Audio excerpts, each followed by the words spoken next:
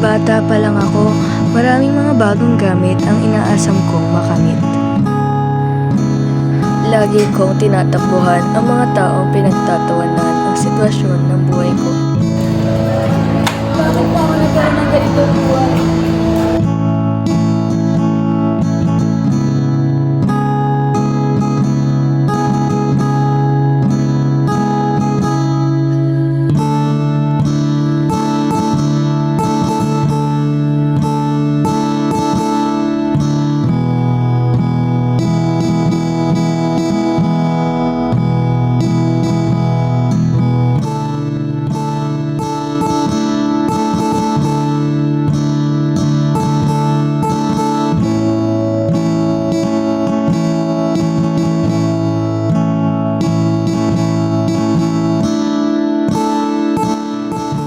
Panginoon, naway matapos na itong kalbaryo namin sa paghihirap.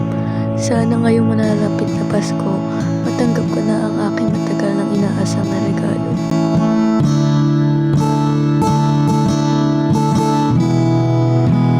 Minsan, napapaisip ako, bakit ganito?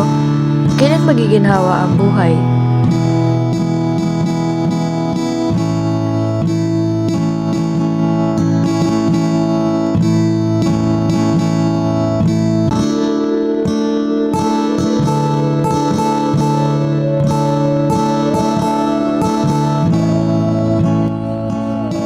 Pero buti na lang, nandyan sila, lalo na si Papa. Kahit pagod at may sakit na, pinipilit pa rin magtrabaho kahit nalalapit na ang Pasko.